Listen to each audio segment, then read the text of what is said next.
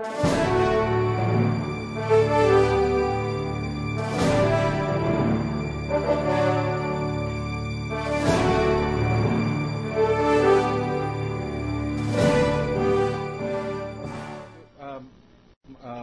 lang po, Ginoong Tagapangulo.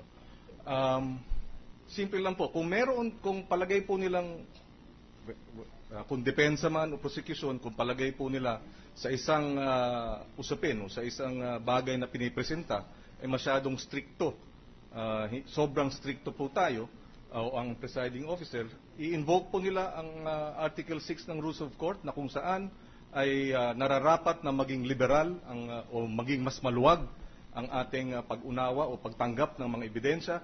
I-argue po nila o depensahan po nila ang kanilang posisyon kung bakit po ito ay masyadong stricto at dapat maging maluwag. At tayo po ay makikinig at hihilingin po natin na mag-rule ang chair. At doon po, case to case po ang mangyayari po sa aking palagay. Ako po ay, kung natatandaan ninyo, tinutulungan ko pa nga yung prosecution upang mapalabas nila yung gusto nilang palabasin. Baka ako magduda yung depensa na ako'y kasama sa prosecution dahil nasa kagustuhan ko na matapos itong paglilitis sa madaling panahon. Pero kung ayaw niyo yun, ako po ay magro-rolling lang at you can reverse me. As I said, you are the court. You can reverse my rulings and say so that, and I will accept. And I'll tell you, when there was a problem regarding so that the people will know, when there was a problem regarding the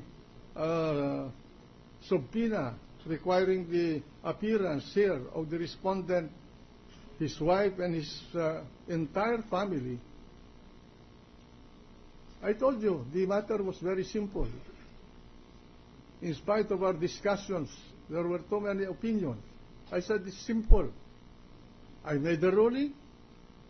A senator, member of the court, raised a question and put it into a form of objection. We'll put it into a vote.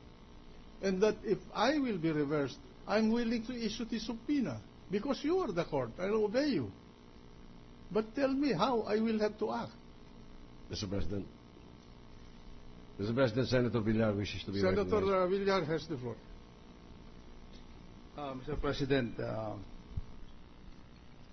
nais ko lamang po sabihin yung aking nasa sa loob dahil ako po tahimik na tahimik dito na ako'y natutuwa. In fact, ako po ay nagmamalaki na bilang isang miyembro ng Senado sa nangyayari ngayon. Ako'y nagmamalaki po sa pinakikita ng ating Pangulo. Hindi po dahil nagsalita kayo at kayo aming Pangulo, yan ang gusto ko sabihin kanina. Subalit, bilang isang veterano rin sa impeachment, hindi po natin talaga mapapaligaya lahat ng tao, lahat ng panig. Yung prosecution, siyempre, gusto bilisan at maluwag. Yun namang defense, siyempre, talagang kailangan pangalagaan nila ang karapatan din naman sapagkat Chief Justice din naman po ang ating nililitis ngayon. Ako po, sa pakikinig ko itong isang linggo, masaya po ako dahil din ko yung arguments magkabilang panig, wala akong nakikitang kamalian Tinatanong ako sa labas, kumusta ang performance ng inyong presiding officer? Sabi ko, alam nyo, may mga pagkakataon na hindi ako sumang-ayon sa ating Pangulo na Senado.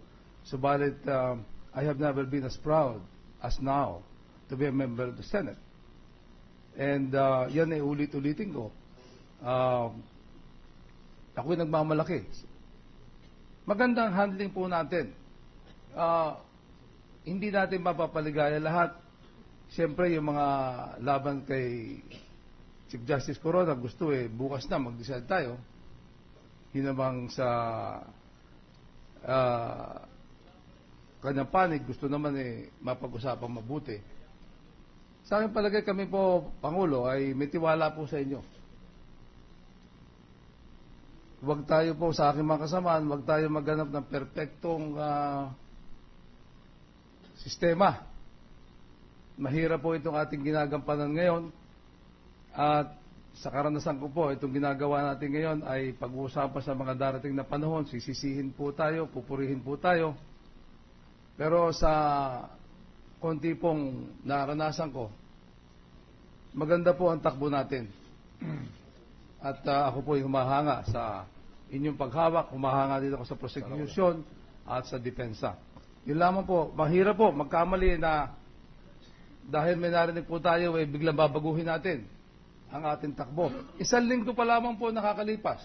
Huwag po natin kakalimutan. Isang linggo pa lang, masyado po mabilis para magkaroon po tayo ng opinion, one way or the other, dito po sa paglilitis na ito. Salamat. Mr. President. Bilang presiding officer po ninyo, gusto kong sabihin sa inyo ngayon, hapon na ito, na ako po ay wala akong kinikilala, kinikilingan dito sa kasong ito. Wala akong kinikilala na amo at pagsilbihan kung hindi ang taong bayan at ang ating bansa. At hindi po ako magiging kasangkapan ng maski sino man.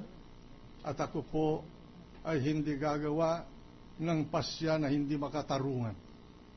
Hindi po ako papayag na gagamitin itong hukuman na ito kung ako ang nagpe-preside, na magkakaroon tayo na hindi makatarungan, makatwiran na sistema at tutol o paghuhusga dito sa kaso na ito.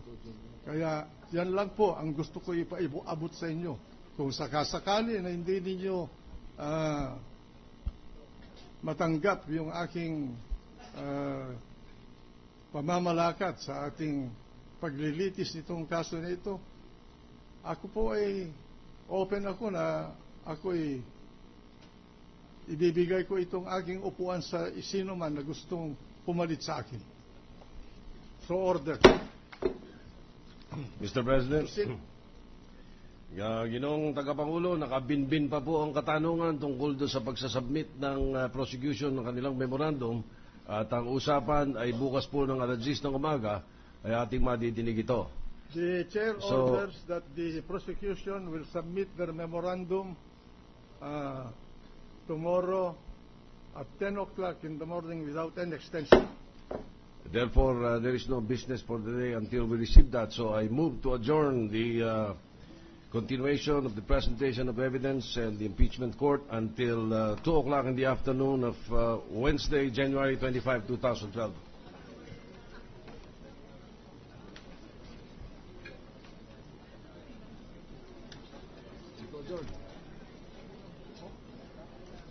Any objection?